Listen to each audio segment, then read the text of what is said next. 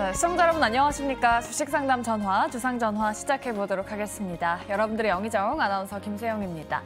네, 한 주의 시작부터 시장은 파란불을 켰습니다. 이 미국의 경제지표 발표를 앞두고 관망심리가 들어오면서 약세로 마감을 한 건데요. 그만큼 내 종목에 대한 고민도 깊어지는 시점인 것 같습니다. 그럴 때 저희한테 고민 나눠주시면 좋을 것 같고요. 저희 세 가지 창구 열어놓고 있습니다. 전화, 문자, 그리고 유튜브 창구 열려 있고요. 전화는 02-2000-4919번, 그리고 문자는 샵 2034입니다. 이쪽으로 고민되시는 종목명, 매수가 비중 보내주시면 잠시 뒤에 저희 전문가분들께서 꼼꼼하게 상담 도와드리고 있으니까요. 많은 연락 부탁드리도록 하고요. 또 저희 여러분들의 포트폴리오도 전체적으로 상담 도와드리고 있습니다. 아래 나가고 있는 문자 그리고 이메일 주소 이용하셔서 포트폴리오 전반적으로 보내주시면 저희가 하나하나 꼼꼼하게 상담 도와드리니까요. 많은 참여 부탁드리도록 할게요. 네, 그럼 저희 본격적으로 출발해 보도록 할 텐데요. 오늘 있었던 이슈들 한번 꼼꼼하게 알아보도록 하겠습니다. 내일장 장원급제 바로 만나볼게요.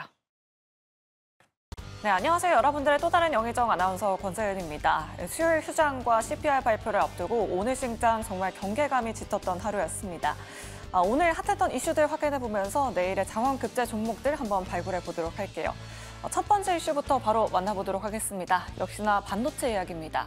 삼성전자가 엔비디아 하향 납품이 지연됐다라는 소식 속에 오늘 삼성전자 1% 넘게 하락했고요. 반도체 소부장 종목들도 금요일 하락에 이어서 오늘도 추가적인 하락이 있었습니다. 하지만 정부에서는 계속해서 긍정적인 이야기 들러오고 있는데요. K반도체에 10조 원 이상을 쏜다라는 이야기들이 오늘 속속 나오고 있습니다. 반도체주들 포트에 어느 정도로 비중 담아봐야 할지 잠시 후에 전문가분들과 함께 자세하게 이야기 나눠보도록 하겠습니다. 두 번째 이슈도 바로 확인해 보도록 할게요. 오늘 중소형 화장품주들은 또 한 번 달려줬습니다. 본느가 1분기 실적 발표가 있었는데요. 어닝 서프라이즈를 달성했고요. 오늘 두 자릿수대 급등이 나왔습니다. 12% 상승으로 마감했는데 오늘 장 망하고 VT의 실적 발표도 있었죠. 1분기 실적 추정치를 큰 폭으로 상회하는 실적 나오면서 지금 현재 시간의 거래에서도 상승 흐름 이어가고 있습니다. 내일 시장에서 VT의 주가 흐름도 관심 있게 지켜보시면 좋을 것 같습니다. 마지막 이슈도 바로 열어보도록 할게요. 오늘 엔터주 가지고 계신 분들은 아마 정말 깜짝 놀라셨을 것 같습니다. 하이브 같은 경우에는 경영권 분쟁 계속해서 이어지고 있고요. JYP는 1분기 어닝 쇼크가 나왔습니다. 오늘 13% 급락이 나왔는데요. 증권가 7곳에서도 이 JYP 엔터의 목표 주가를 속속 하향 조정했습니다. 엔터주들은 당분간 경계감이 짙을 것 같습니다. 자, 이렇게 세 가지 이슈들 확인해봤고요. 내일장 장원급제 그리고 급등할 수 있을 만한 종목들 찾아봐야겠죠. 전문가분들과 함께 지금 바로 이야기 나눠보도록 하겠습니다.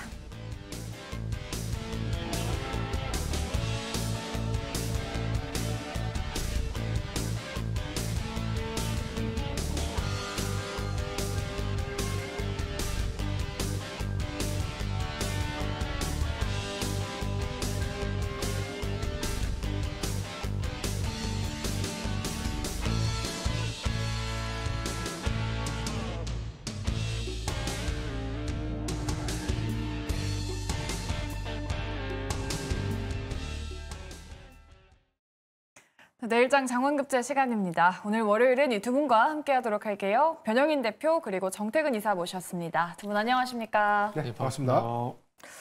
네, 오늘 시장 정말 경계감이 짙은 하루였어요. 네. 아마 많은 분들이 지루하다라고 느끼셨을 텐데요. 그래도 오늘 핫했던 섹터 한번 한눈으로 알아보도록 하겠습니다.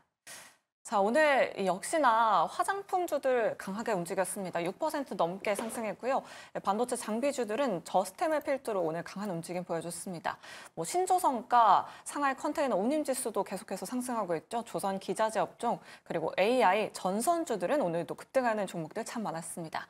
자, 그렇다면 두 분은 어떤 섹터를 픽했을지 두 분의 픽부터 만나보도록 하죠. 변영인 대표님은 AI를 그리고 정태근 이사님은 최근에 잘 가고 있는 화장품을 꼽아주셨네요. 네, 그러면 정태근 이사님의 픽인 화장품부터 한번 보도록 하겠습니다. 최근에 좀 화장품주를 탑픽으로 꼽으시는 분들이 참 많아지신 것 같은데 변영인 대표님도 긍정 의견 주셨을지 두 분의 의견 열어보도록 할게요. 화장품주는 두 분 다 긍정입니다. 최근에 화장품주에 대한 평가가 너무 좋아요. 그런데 실적도 좋고 지금 주가도 최근에 정말 잘 올라가지고 있는데 지금도 접근해봐도 괜찮은 자리입니까? 아니요. 아니에요? 아니요. 근데 왜 탑픽 될까요? 네.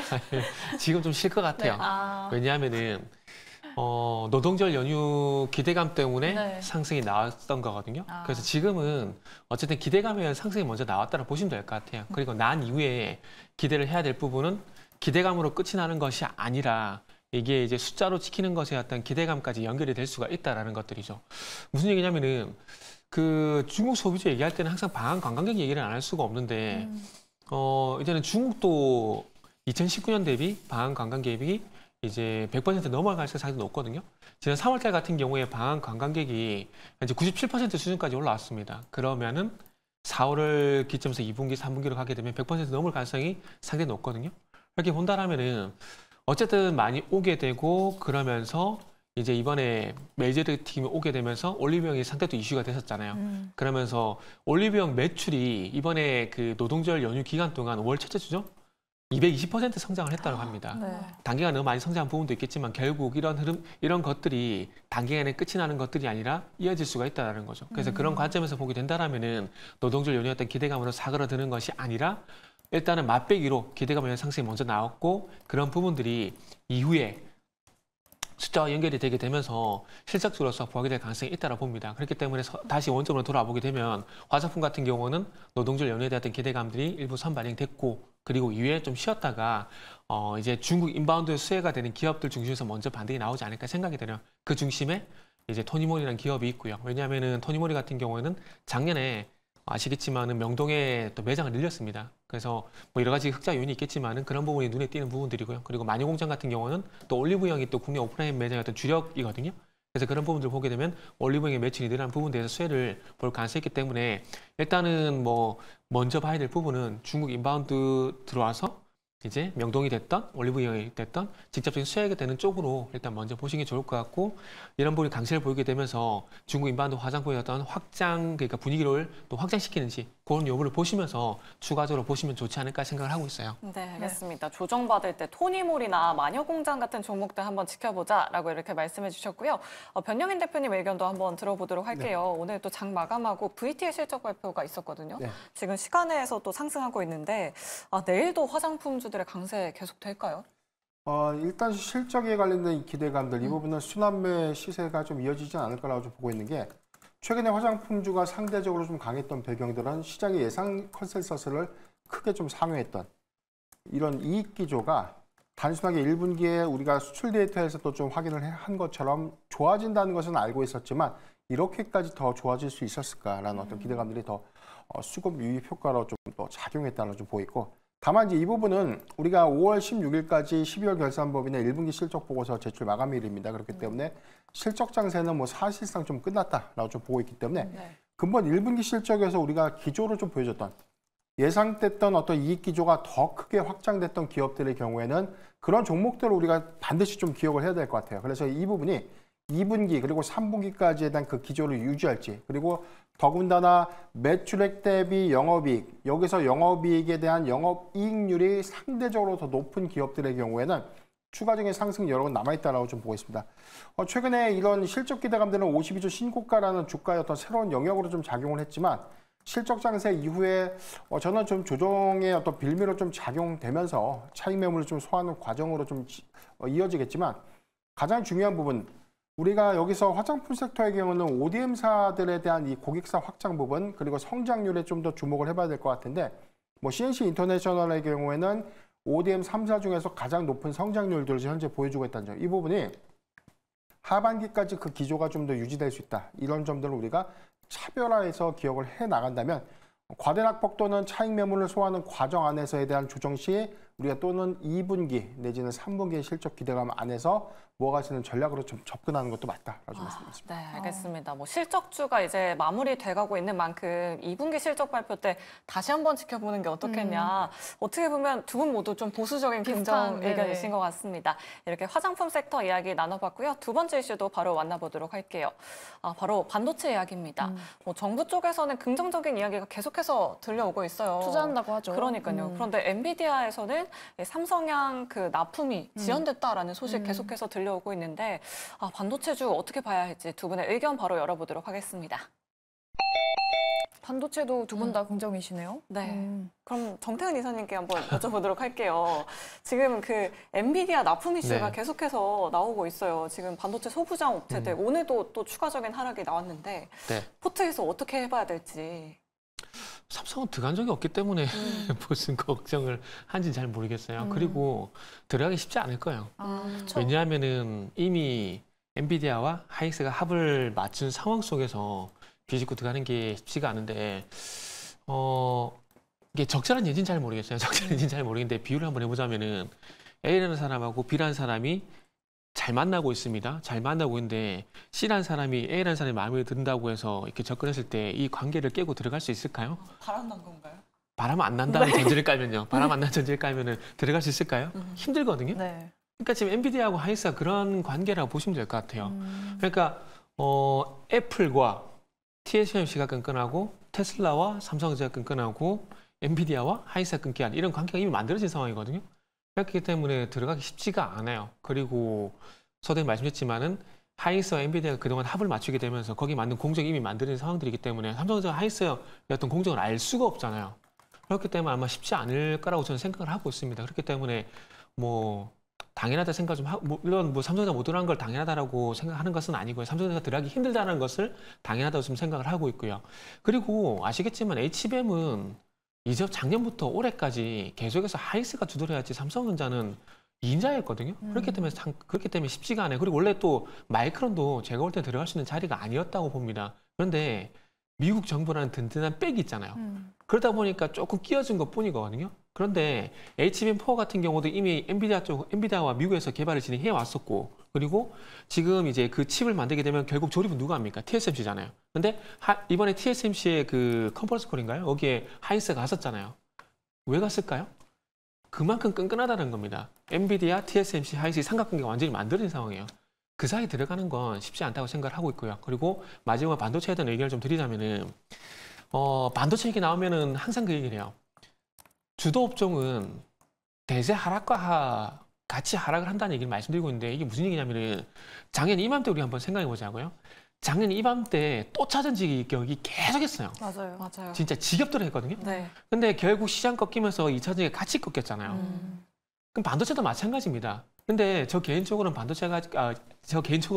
아직 시장이 대세 하락으로 꺾였다고 생각하지 않습니다. 그렇게 본다라면은 소외가 돼 있는 거지 안 좋은 건 아니라고 보거든요. 그리고 이제 숫자가 나오기 시작했잖아요. 그리고 이미 기대감에 의한 상승이 작년 12월 때부터 쭉 진행이 되어 왔고 작년 10월 때부터 쉼 없이 5월 달까지 한 7개월 동안 상승이 나왔거든요. 그럼 지금 한 달, 두 달 쉬어가도 되지 않나요?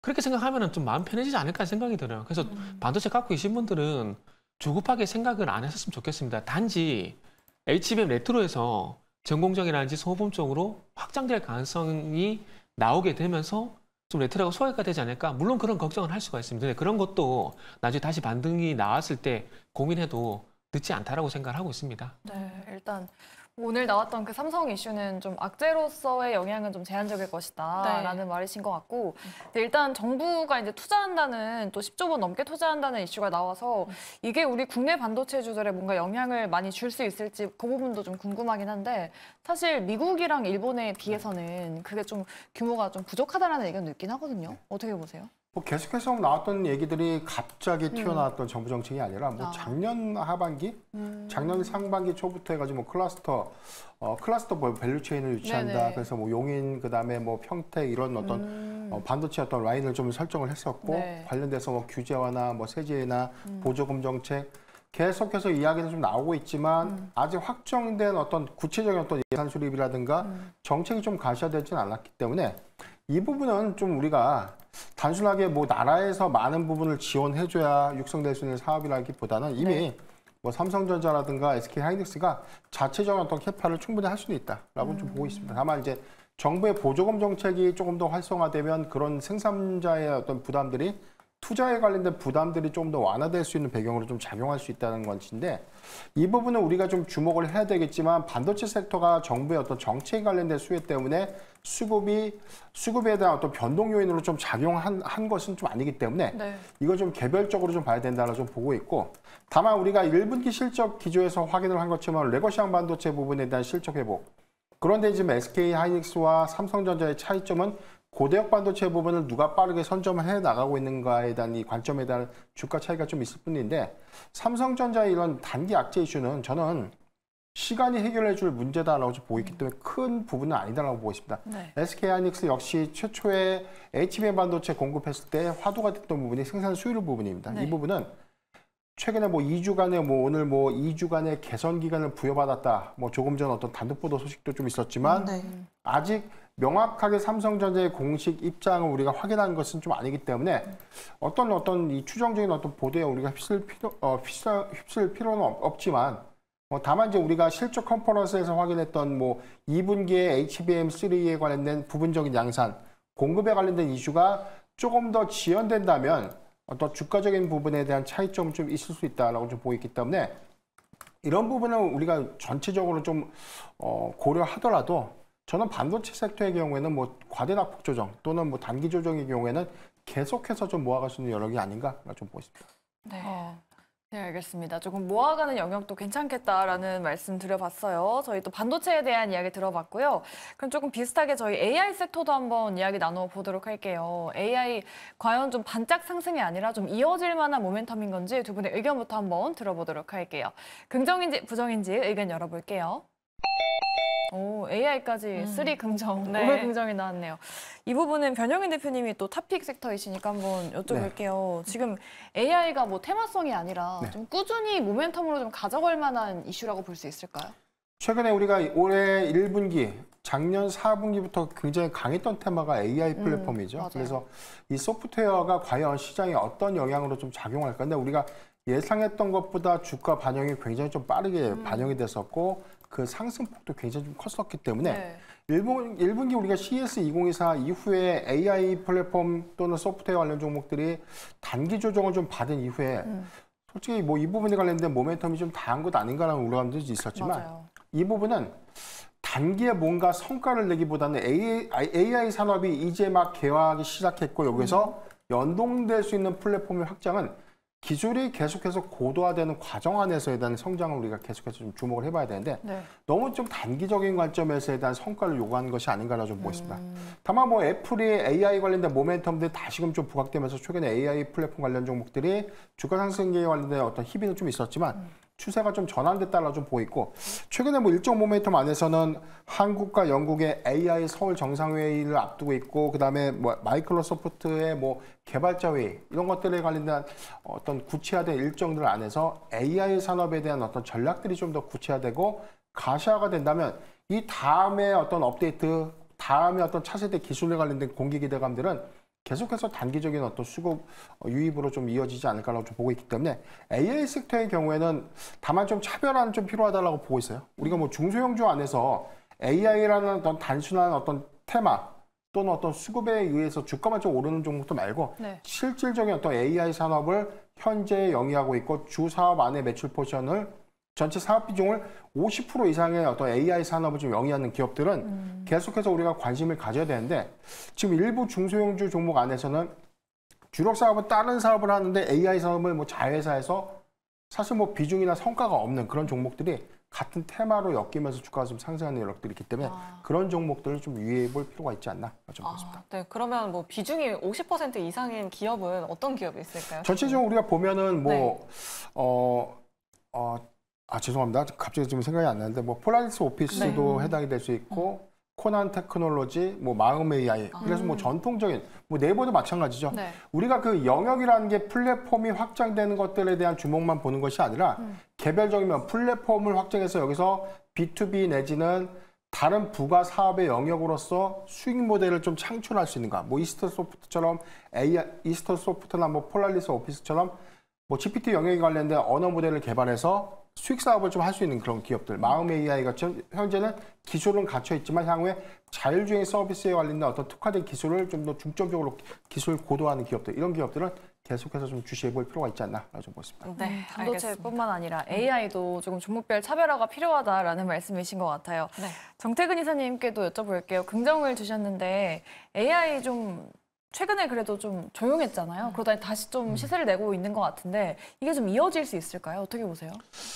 이어지기보다는 이제 애플이 또 참전을 했잖아요. 네. 그렇기 때문에 이제는 애플이 참전하게 되면서 어떻게든 시장에서 애플과 엮는 종목들이 나올 거예요. 그쪽으로 일단은 단기적으로 뛰어드는 게 맞다라고 생각을 하고 있고요. 아, 오히려 테마적으로. 네. 왜냐하면 아직까지 테마가 될 수밖에 없어요. 제가 하나 팁을 드리면은 네. 주도 업종과 테마의 차이는 뭐냐면은 돈이 되냐 안 되냐 그 차이예요. 예를 들게 되면은 의료 AI 잘 보세요. 네, 작년 상반기 때 이맘때 주가 상당히 강했었잖아요. 맞아요. 근데 너무 쉬고 있죠. 네. 근데 그때 당사 방산 같은 경우도 같이 달렸거든요. 아, 근데 방산도 같이 쉬었어요. 근데 방산은 다시 가고 의료는 아직까지 정신 못 차리죠. 그게 결국 실적 차예요. 숫자.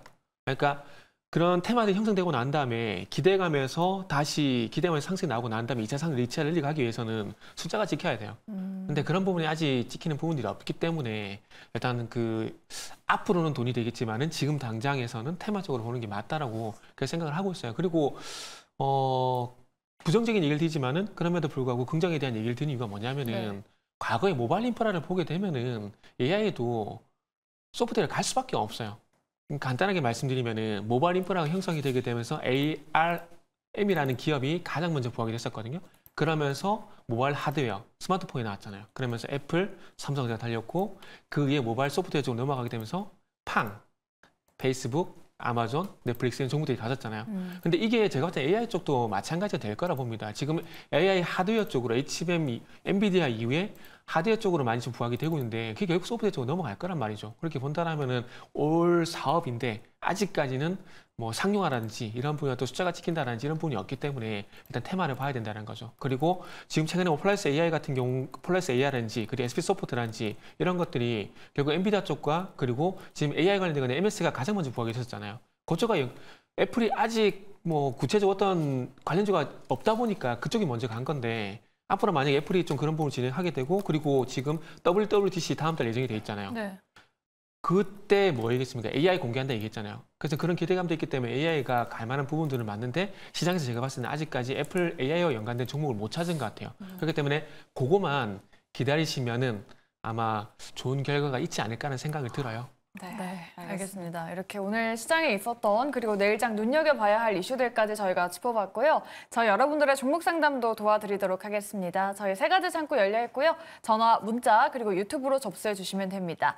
전화번호는 02-2000-4919번이고요. 문자 번호는 샵 2034입니다. 이쪽으로 오늘도 많은 연락 부탁드리도록 할게요. 네, 그리고 나는 내 포트폴리오 전체적으로 상담 받고 싶으시다 하시는 분들은 아래 나오고 있는 문자 메시지 샵 2034 그리고 메일 주소 24시간 활짝 열려 있습니다. 여러분들 계좌 포트폴리오 전체적으로 캡처하거나 사진 찍어서 보내주시면 또 MBN골드 매니저님들이 상담 도와드리도록 할 테니까요. 여러분들의 많은 참여 부탁드리도록 하겠습니다. 자, 그럼 저희 종목 상담으로 바로 돌아오도록 할게요.